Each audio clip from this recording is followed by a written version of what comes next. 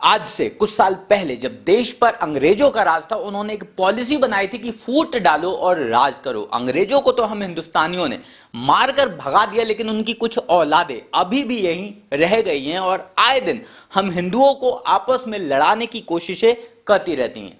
Simple सी logic है, अगर आप हिंदू हो तो हिंदुत्व की क्या जरूरत,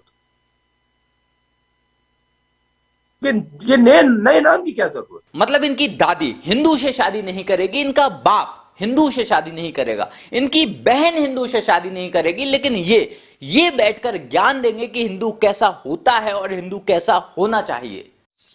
चड्ढा समझाओ, इसे समझाओ। कभी ये बंदा अच्छा हिंदू और बुरा हिंदू के नाम पर हमें लड़ाने की कोशिशें करता है, तो कभी ये बंदा दलित और ब्राह्मण की पॉलिटिक्स का हमें दूर करने में लगा रहता है। परसों तो हद ही हो गई जब इस बंदे ने हमारे देश को एक राष्ट्र ना होकर राज्यों में बटा होने की बात की।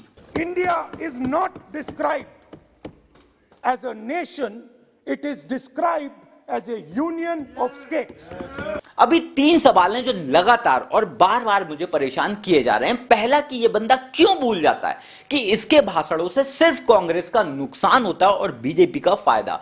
दूसरा सवाल कि कांग्रेस वाले इसे बोलने ही क्यों देते हैं यार, उन्हें नहीं पता क्या कि यह बंदा संघ का छुपा हुआ एजेंट है जो उसे और मोदी को इनडायरेक्टली फायदा पहुंचा रहा है। और तीसरा प्लस सबसे इंपॉर्टेंट सवाल, अगर भारत नेशन नहीं है, यानी कि भारत राष्ट्र नहीं है और सिर्फ राज्यों का एक समूह है, तो फिर कोई व्यक्ति, कोई भी इंसान राष्ट्रपिता कैसे हो सकता है। अब या तो ये मान लो कि भारत एक राष्ट्र है, या फिर ये मान लो कि सालों से लोगों को राष्ट्रपिता बोल बोलकर जो झूठी घुट्टी तुम लोग पिला रहे हो वो एक मजाक है। अब दोनों चीजें तो एक साथ सच नहीं हो सकती ना चचा। अब्बा नहीं मानेंगे। ये बंदा अचानक से तमिलनाडु के और तमिलनाडु के लोगों के बारे में बात कर बोलने लगता है कि you can never suppress them, you will never ever rule them, You will never ever in your entire life rule over the people of Tamil Nadu. It cannot be done.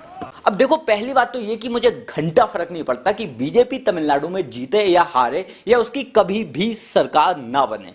फर्क मुझे इस बात से पड़ता है और हैरानी मुझे इस बात से होती है कि इसी बंदे की सरकार थी जब तमिलनाडु का एक गांव, पूरा का पूरा गांव सेडिशन के केस में नजरबंद कर दिया गया था। 8,856 लोग, वो भी एक ही गांव के, उन लोगों को एक साथ एनिमी ऑफ स्टेट घोषित कर दिया गया था इसी यूपीए की सरकार ने। और अब यही लोग उनके हिमायती बनने की कोशिश कर रहे हैं। यार मतलब गजब दोगले लोग हैं। क्या कर रहे हैं यार तू? मजाक है क्या? लिवरांडो लोग बावले हुए जा रहे हैं कि राहुल गांधी ने गरीबी की बात की, अनएम्प्लॉयमेंट की बात की, लेकिन इसी राहुल गांधी की इसी यूपीए ने 2011 में एक फरमान पेश किया था कि अगर आप दिन में 32 से ज्यादा रुपए रोज कमाते हैं तो आप गरीब नहीं हैं। आयरनी यह है कि उस वक्त की मजदूरी भी 200 रुपए प्रतिदिन थी। अब किन लोगों को इस बंदे ने और इसकी सरकार ने गरीबी से निकाला होगा और कितना निकाला होगा, इसका अंदाजा आप अपने आप लगा सकते हैं। कौन है ये लोग, कहां से आते हैं?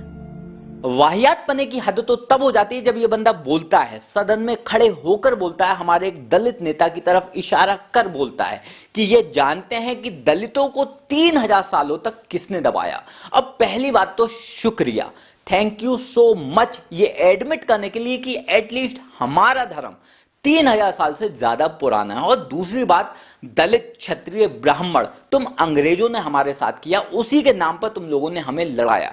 हमारे यहां तो एक दलित भी महर्षि वाल्मीकि के नाम से जाना जाता है और एक क्षत्रिय भी महर्षि विश्वामित्र बन जाता है। हमारे यहां जाति प्रथा नहीं थी, हमारे यहां वर्ण व्यवस्था थी और ये जो सब कुछ जो तय होता था वो इंसान के कर्म के हिसाब से तय होता था। फिर अंग्रेज आए, उसके बाद कॉन्स्टिट्यूशन आया जिसने ठप्पा लगा दिया कि तुम ब्राह्मण हो इसलिए तुम्हारा बेटा ब्राह्मण बनेगा, तुम दलित हो इसलिए तुम्हारा बेटा सिर्फ दलित ही बनेगा, और इसके लिए बाकायदा सर्टिफिकेट भी दिए जाते हैं। भाई साहब ये टॉपिक ऐसा है जिसको हम कितना भी खींचें ये खत्म नहीं होगा। मैं ओबीसी वाला हूं, मैं एक पिछड़ी जाति वाला हूं, लेकिन मेरे लिए जितना इंपॉर्टेंट एक ब्राह्मण है उतना ही इंपॉर्टेंट एक दलित है। मेरे लिए दोनों बराबर हैं, मेरे लिए दोनों के दोनों हिंदू हैं। राहुल गांधी जैसे लोग कितनी भी कोशिशें कर लें, कितनी भी कोशिशें कर लें, पर मेरे दिल में ना तो वो एक ब्राह्मण के लिए घृणा पैदा कर पाएंगे और ना ही मेरे दिल से एक दलित भाई के लिए प्यार कम कर पाएंगे। कोशिशें करते रहो, पर हम हिंदू हैं, हिंदू थे और हिंदू रहेंगे। जय राम जी की।